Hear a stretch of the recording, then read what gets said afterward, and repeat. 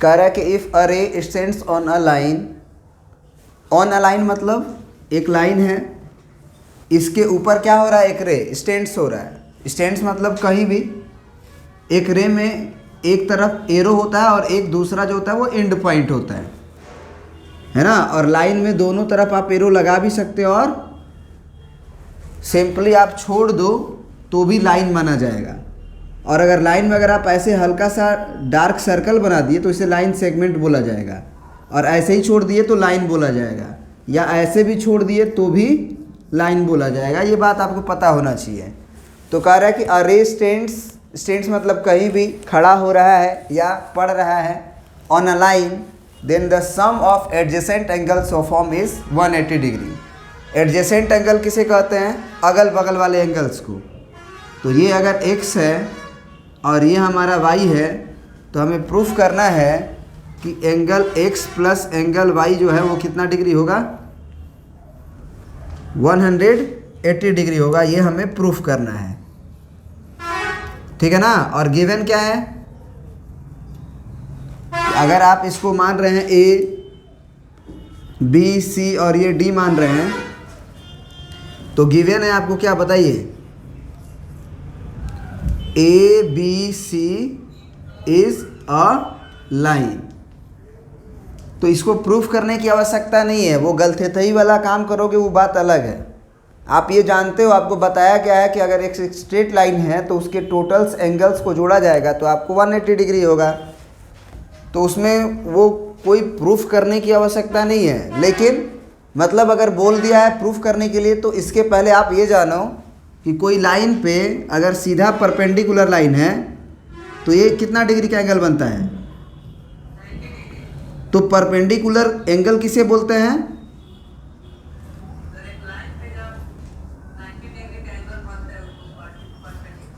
तो 90 डिग्री का एंगल आप जानते हो, 90 डिग्री का एंगल आप जानते हो किसे बोलते हैं। हम ये बोलेंगे कि 180 डिग्री का आधा करने से 90 डिग्री हो जाता है।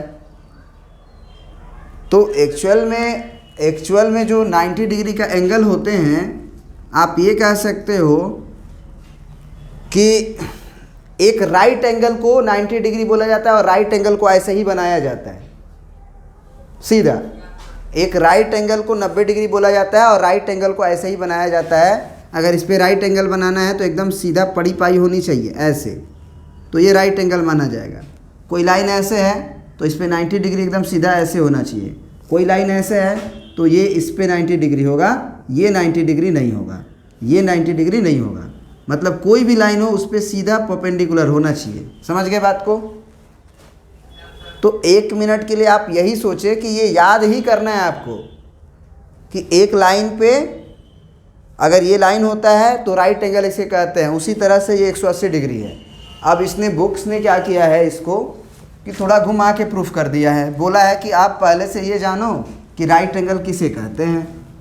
तो इन्होंने कंस्ट्रक्शन में क्या किया है, इन्होंने कंस्ट्रक्शन में क्या किया है कि ए बी सी पे पॉइंट बी पे एक परपेंडिकुलर ड्रॉ किया है। मान लीजिए आप P B perpendicular to A C, draw लिख दीजिएगा, draw DRAW, draw P B. तो ये आपका पी बी हो गया परपेंडिकुलर, आपका हुआ ना, बोलिए। ये भी कह सकते हैं कि ड्रॉ अ रे P B perpendicular to A सी, ऐसे भी लिख सकते हैं। ड्रॉ अ रे पी बी, है ना, पी बी एक रे परपेंडिकुलर टू ए सी। और एक्चुअली पी बी नहीं लिखना चाहिए हमें, रे है ना, तो बी पहले और पी बाद में, क्योंकि बी और पी से ना पी के तरफ न रे गया है। तो ऐसे भी बोल सकते हैं कि B P perpendicular to A सी। अब ऐसा करने के बाद उन्होंने क्या बोला कि आप प्रूफ में क्या करो कि आप x और y दोनों को ही, जैसे आपका y ये टोटल है, याद रहे, ये पूरा जो एंगल था आपका ये y था, और ये जो एंगल था वो आपका x था। क्लियर है। तो अगर हम पूछेंगे कि एंगल वाई आप क्या लिखोगे, तो आप कह सकते हो कि एंगल वाई को हम लिखेंगे 90 डिग्री और प्लस पी बी डी, इसको आप मान सकते हो जेड। तो हम कह सकते हैं कि एंगल वाई जो होगा वो 90 डिग्री और प्लस एंगल जेड होगा। आप मानते हैं? बोलिए। ये 90 डिग्री ये हुआ इतना, और इतना जेड जोड़ देंगे तो पूरा एंगल यहाँ से यहाँ तक वाई नहीं हो जाएगा।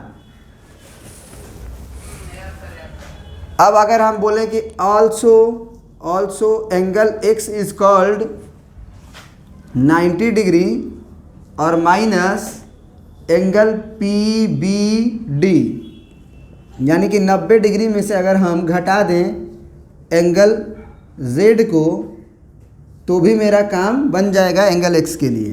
क्या हमने यही बात बोला ना कि ये पूरा 90 डिग्री है। पूरा कितना है ये?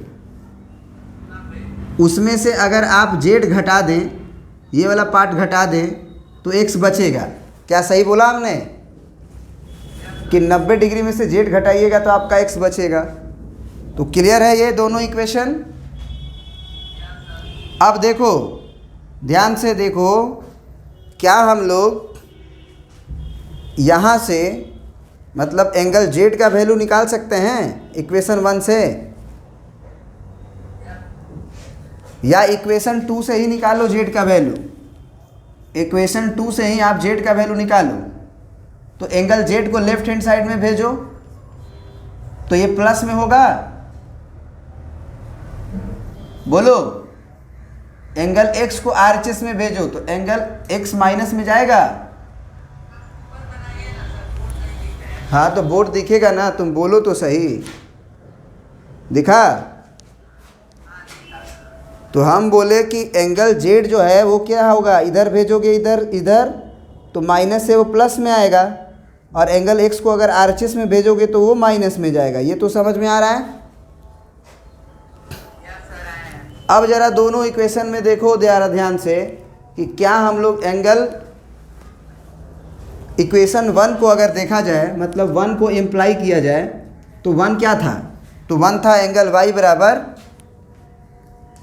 बराबर 90 डिग्री और प्लस एंगल जेड, और एंगल जेड अभी क्या आया हुआ है? 90 डिग्री माइनस एक्स आया हुआ है। अब एक्स को एलएचएस में ले जाओ तो माइनस एक्स क्या हो जाएगा? प्लस एक्स, और प्लस वाई बराबर 180 डिग्री। तो ये कोई प्रूफ नहीं हुआ कि आप 90 डिग्री बना दो। ये आप याद रखो कि एक लाइन है तो उस पर 180 डिग्री का एंगल बनाया, मालूम होता है कि टोटल 180 डिग्री है। इसको तो आप ऐसे भी प्रूफ कर सकते थे। इसको मतलब एक ज़रूरी थोड़ी का था कि आप परपेंडिकुलर ड्रॉ करो। आप बोलते कि हम जानते हैं ये एग्जाम है, लीनियर पेयर का जो होता है वो एक एग्जाम होता है। बात समझ रहे हो? This is not a theorem. भले इस बुक में आपको थ्योरम की तरह ट्रीट किया है, लेकिन ये एक एग्जाम है कि अगर एक स्ट्रेट लाइन है तो उस पर टोटल एंगल कितना होगा? 180 डिग्री। तो अगर टोटल एंगल ही 180 डिग्री होगा तो अगर एक लाइन है उस पर 2 एडजेसेंट एंगल केवल 2 ही हैं, तो ये और ये मिलके क्या एक लाइन नहीं बना रहे हैं एंगल्स पे? तो ये तो ऑलरेडी पता है। तो ये ऐसा कोई प्रूफ नहीं होता है, लेकिन आपको एक्चुअली समझ में तो आ गया। चलिए अब आगे बढ़ते हैं, इसको प्रिंट कर लीजिए। थ्योरम नंबर 2 पे आते हैं। अब देखिए क्या बोल रहा है। कह रहा है कि थ्योरम 2 जो है वो कन्वर्स ऑफ थ्योरम 1, जो अभी थ्योरम हम लोगों ने किया उसका कन्वर्स है ये। कैसे कन्वर्स है जरा देखते हैं। कह रहा है कि if the sum of 2 adjacent angles is 180 degree, अगर 2 लगातार एंगल्स का सम 180 डिग्री है ना, then the adjacent angle 180 degree, then their non common arms are two opposite ray. पहले तो आर्म्स समझिए क्या है और कॉमन क्या है। पहले ये समझिए कि एडजेसेंट एंगल बनाना है, आपने बनाया, एक रे बनाया और एक लाइन वाला जो रे था जो इस पॉइंट से निकला था, आप मान लीजिए कि ये ए था, ये बी था, ये सी था, ये डी था। तो एक रे आपका बी डी है, एक रे आपका बी ए है और एक रे आपका बी सी है ना। अब जरा आप सोचें कि कह रहा है if the sum of two adjacent angle, मतलब ये एंगल और ये एंगल क्या एडजेसेंट हुए? तो इनका सम हमको दिया हुआ है 180 डिग्री। हमको गिवन क्या है कि जो एडजेसेंट एंगल है, मतलब angle x plus angle y, वो हमको दिया गया है 180 डिग्री। हम x क्यों लिखते हैं पता है ना? बार बार हमें एंगल को पढ़ना नहीं पड़ेगा। अगर हम पूछेंगे कि एंगल x का नाम क्या है, तो आप ये मत कहिएगा कि एंगल x का नाम हमको पढ़ने नहीं आता है। एंगल x का नाम है A B D, angle A B D. Angle b को हमेशा बीच में रखेंगे। इस ए बी डी को हम डी बी ए भी लिखेंगे, कोई दिक्कत नहीं है। डी बी ए भी लिखेंगे तो भी एंगल x ही बोलेंगे। एंगल y को क्या बोलेंगे जी?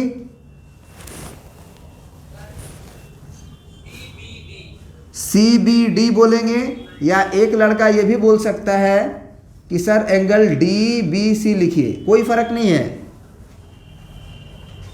है ना। दोनों में ही एंगल बी बी बीच में ही आएगा, तो ये होता है।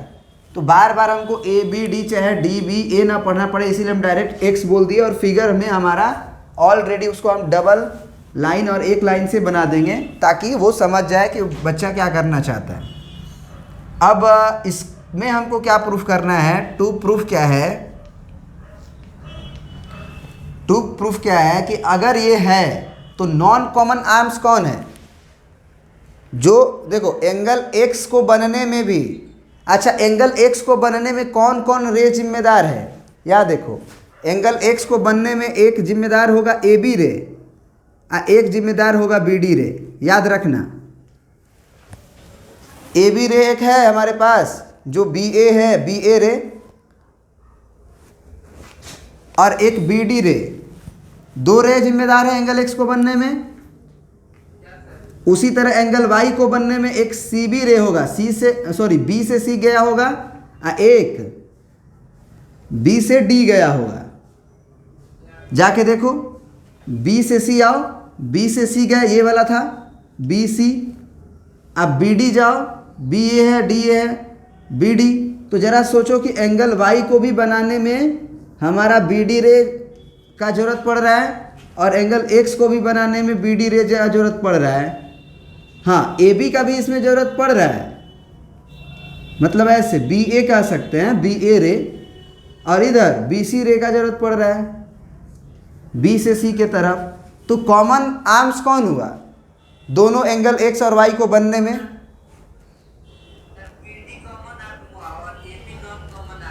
तो यही हमको प्रूफ करना है कि जो नॉन कॉमन आर्म्स है वो क्या होंगे? अपोजिट रे होंगे। अपोजिट रे मतलब डायरेक्शन डायरेक्ट अपोजिट होगा। एक अगर ऐसे गया तो इसके अपोजिट रे हम तब बोलते हैं यदि वो 180 डिग्री का एंगल बनाने के बाद रे आता है। परपेंडिकुलर रे कब बोलेंगे? जब ये रे सीधा एक के ऊपर जाके खड़ा हो जाए ना, उसको हम लोग बोलेंगे परपेंडिकुलर रे। तो अपोजिट रे कब बोलेंगे? जब 180 डिग्री एंगल बनाने के बाद होगा तब। हमें ये प्रूफ करना है कि ये अपोजिट रे हैं। कोई बात नहीं, टू प्रूफ में हम लिख देंगे कि B A ray and B C रे आर अपोजिट। यही प्रूफ करना है ना, कोई दिक्कत नहीं है। हम मान लेंगे कि ये अपोजिट रे नहीं है। हम बोले थे ना कंट्राडिक्शन से भी कोई चीज़ प्रूफ किया जाता है। कंट्राडिक्शन मतलब सबसे पहले हम मान लेंगे कि वो ऐसा था ही नहीं। कंट्राडिक्शन को समझना पड़ता है। कंट्राडिक्शन क्या होता है? एक छोटा सा एग्जांपल दिए थे, आपको याद होगा कि अगर आप क्या कर लो, एक लड़का है, उसको प्रूफ करना है कि वो लड़का है, उसे क्या प्रूफ करना है कि वो लड़का है, तो हम कुछ देर के लिए मान लेंगे कि वो लड़की है, और दो ही चीज़ है वो, ये पहले से पता है कि वो या तो लड़का होगा या तो लड़की होगी। अब उसको हम मान चुके हैं लड़का था, प्रूफ करना है कि वो लड़का है, तो लड़का है साक्षात दिख रहा है तो प्रूफ भी करना है, तो हम मान लेंगे कि वो लड़का नहीं है, लड़की है। अब लड़की का क्राइटेरिया उसमें देखेंगे तो कुछ होगा ही नहीं, सारा प्रॉपर्टीज़ उसके लड़के का मिलेगा। तो जब लड़की का कोई क्राइटेरिया ही नहीं है, कोई गुण ही नहीं है, तो दो ही चीज़ है, या तो लड़का या तो लड़की, तो लड़की हुआ ही नहीं तो हुआ क्या। तो इसका मतलब इस तरह के कोई क्वेश्चंस में, प्रूफिंग में हम लोग को ये चीज़ मानना पड़ता है, कंट्राडिक्शन से हम मान लेंगे कुछ देर के लिए कि BC और BA अपोजिट रे नहीं थे।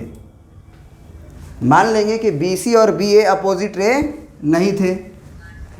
तो जब अपोजिट रे नहीं होंगे तो हमें क्या करना पड़ेगा, एक अपोजिट रे बना देंगे।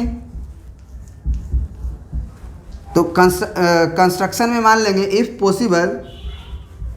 पॉसिबल देन लेट, या देन सपोज, जो भी आप लिख लें, देन सपोज BA रे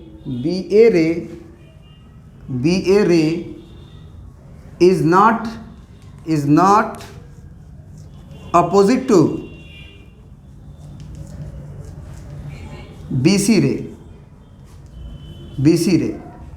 मान लिए कि BA जो है वो BC के अपोजिट नहीं है, मेरा यही बात है, या तो BA क्या होगा, BC के अपोजिट होगा, और नहीं तो नहीं होगा। BA रे क्या हो सकता है, या तो BC के अपोजिट होगा, या तो इधर इधर इधर कहीं हो जाएगा, तो एक और केस होगा। तो हम मान चुके हैं कि जो BC के अपोजिट रे BA है वो नहीं है, तो कंस्ट्रक्शन करते हैं, देन कंस्ट्रक्ट रे BM, B लिख लीजिएगा, BM अपोजिट टू BC रे। यदि BA जो है वो BC के अपोजिट नहीं है तो हम मानते हैं कि हमारा जो BM रे वो BC के क्या है, अपोजिट है। लड़की तो होगा नहीं, अगर वो लड़का है तो लड़की होगा, अगर वो लड़का है तो लड़की तो होगा नहीं ना।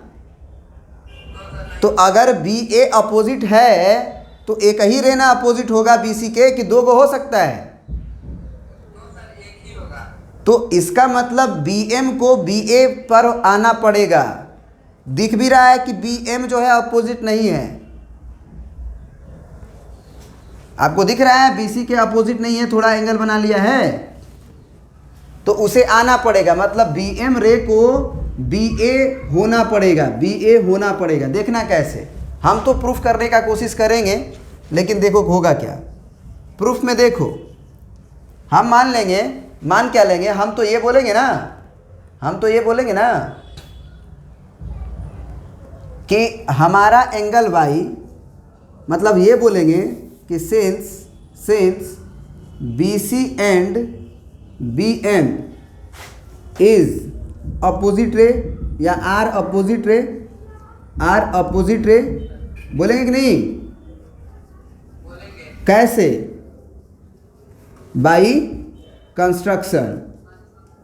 कंस्ट्रक्शन में हमने यही किया है, हमने BC के अपोजिट BM रे बनाया था।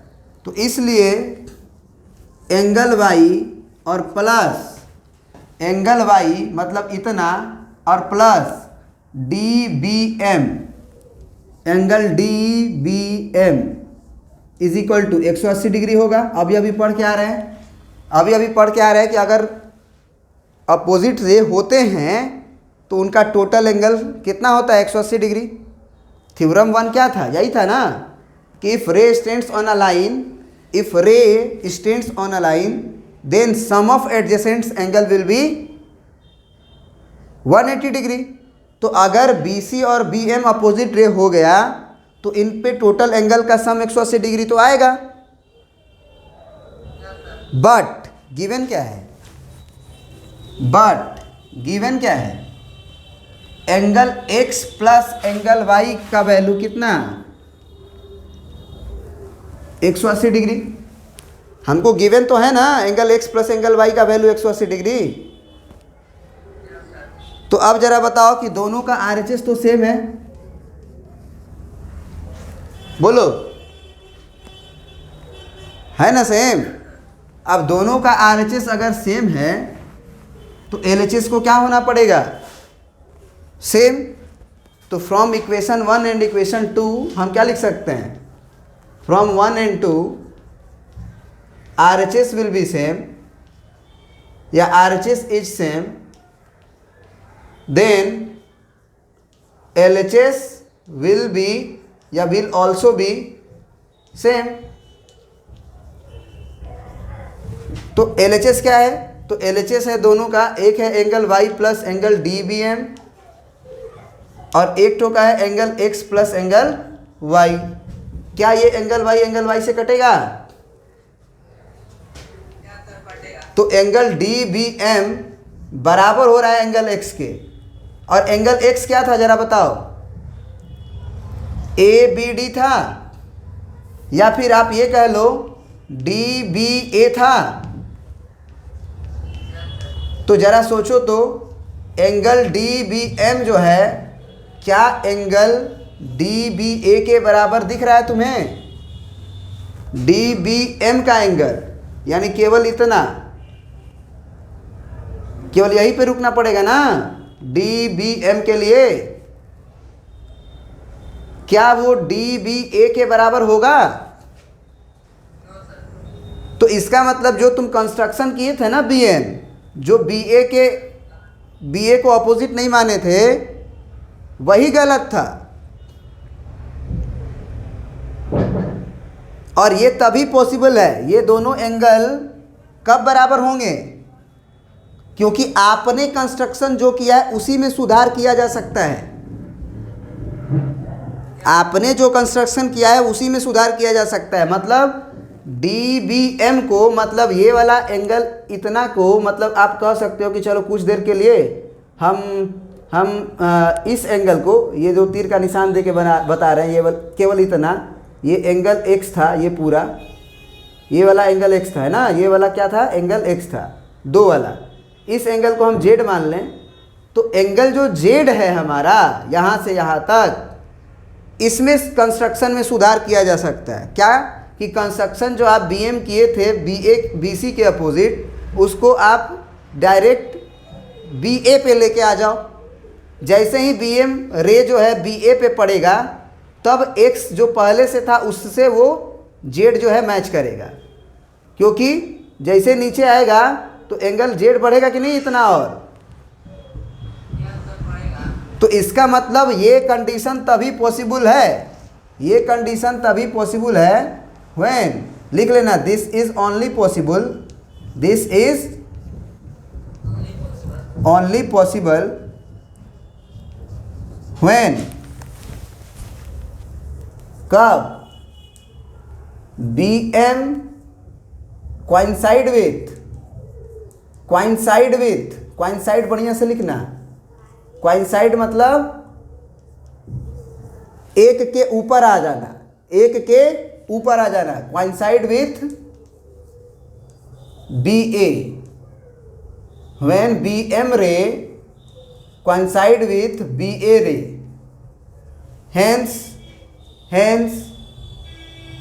BA ray and BC ray is opposite to each other, is opposite to each other proved। लिख लेना, समझ में आ गया।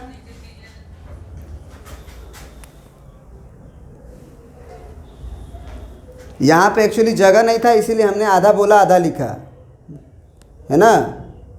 coincide with BA ray, hence B A ray and B C ray is opposite to each other. B C ray and B A ray is opposite to each other proved. समझ में आ गया proof? चलिए thank you. अब कोई next theorem देखा जाए। अब देखिए क्या लिखा है कि the sum of all the angles round a point, है ना, बहुत बढ़िया वर्ड है कि the sum of all the angles round a point, मतलब एक पॉइंट के राउंड में, एक पॉइंट के राउंड में मतलब एक रे बना दो। अब इसमें आप बहुत सारा रे बना दो, बना दिए, बोलो। अब बहुत सारा रे बना दिए तो ये सारा एंगल्स जो है उसका जो जोड़ है, मतलब एडिशन है, वो कितना डिग्री होगा? 360 डिग्री, है ना। तो मान लो इसको, ये ओ पॉइंट था, ये ए है, ये बी है, ये सी है, ये डी है, ये ई है, ये एफ है।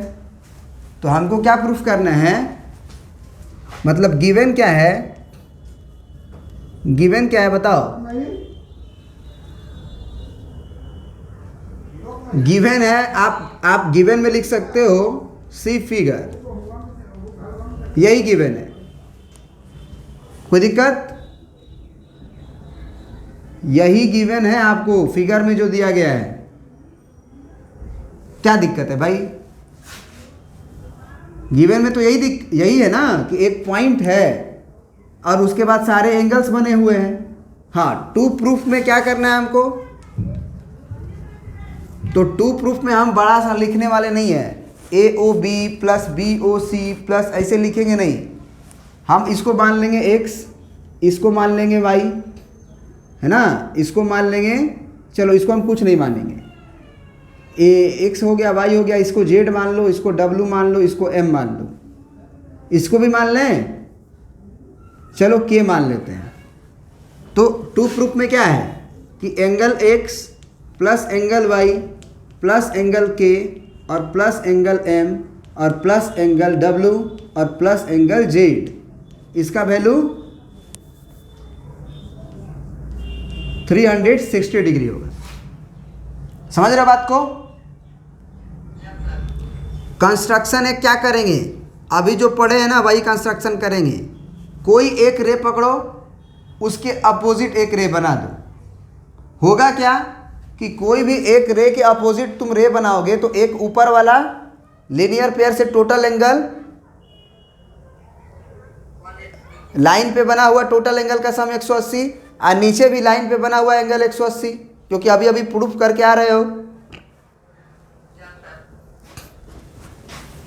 तो मान लो हमको सीधा सीधा OA दिख रहा है, ये K था पूरा, इसके अपोजिट हम एक एंगल बना दिए,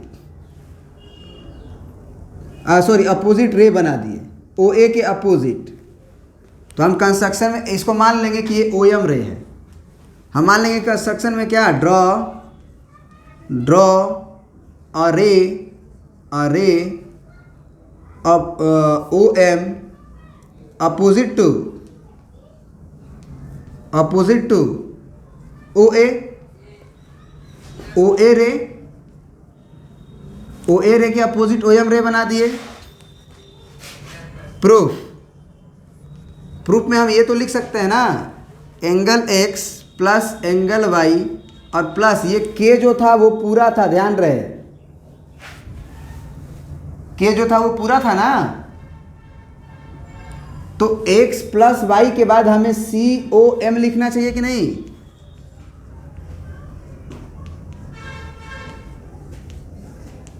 बोलो।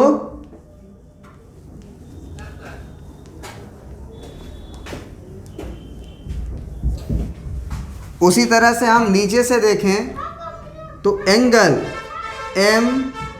MOD प्लस, देखो MOD मतलब ये वाला एंगल, प्लस एंगल M मतलब ये वाला angle, plus angle W plus angle Z बराबर 180 डिग्री। क्या है कि MOA इज अ लाइन। समझ में आया बात? अब दोनों ही 180 डिग्री है, दोनों को जोड़ दीजिए क्योंकि हमको टोटल एंगल को जोड़ना ही पड़ेगा। तो इक्वेशन 1, हाँ कुछ बोल रहे हो?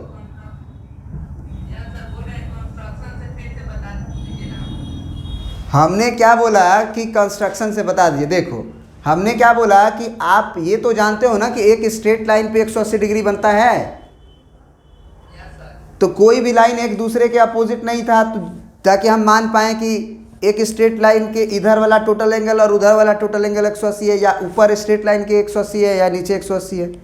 तो कोई भी रे इधर उधर था, उठपटांग था, लेकिन एक पॉइंट के राउंड में टोटल एंगल का सम 180 होता है। अगर एक पॉइंट है तो अगर उस पर टोटल घूम दिया जाए तो 360 डिग्री का एंगल बनेगा। तो ये पॉइंट ओ था जिसके राउंड में हम घूमे थे। तो हमने क्या कहा कि आपको कुछ करने की ज़रूरत नहीं है, आप कोई एक रे सेलेक्ट कीजिए, ओ ए ही सेलेक्ट कर लीजिए, कोई भी कर सकते थे आप, क्योंकि कोई भी करिएगा ना, जैसे देखिए ओ एफ के अपोजिट आप कर देते तो क्या दिक्कत है, ये पूरा का सम 180 डिग्री प्रूफ करते, फिर इसको जोड़ते तो कहते 360, 180 180 360। तो कोई एक रे के अपोजिट आपको बना देना था, तो हमको सीधा जो अच्छा लग रहा था ओ ए के अपोजिट ओ एम हमने कर दिया। तो ओ ए के अपोजिट जब ओ एम रे बनाया तो ऊपर वाला टोटल एंगल का सम कितना होगा? वही चीज़ ये इक्वेशन नंबर 1 में लिखे हैं आपका ये, और इक्वेशन नंबर 2 में हम नीचे से देखे हैं, नीचे से मतलब एम ओ डी, ये डी था एम ओ डी, अब प्लस इतना को हम एम बोले थे, इतना को डब्लू बोले थे, इतना को जेड बोले थे। तो M plus W plus Z, और ये एम ओ डी क्योंकि बीच में ओ था वो भी 180 है। अब इक्वेशन 1 प्लस इक्वेशन 2 करेंगे तो लेफ्ट हैंड साइड में क्या मिलेगा? इसको जोड़ना है तो पहले तो एक्स वाई और सी ओ एम लिख लो, angle x plus angle y और plus angle C O M, plus यहाँ देखो एम ओ डी और प्लस एंगल एम और प्लस एंगल डब्लू और प्लस एंगल जेड बराबर 180 डिग्री और प्लस 180 डिग्री।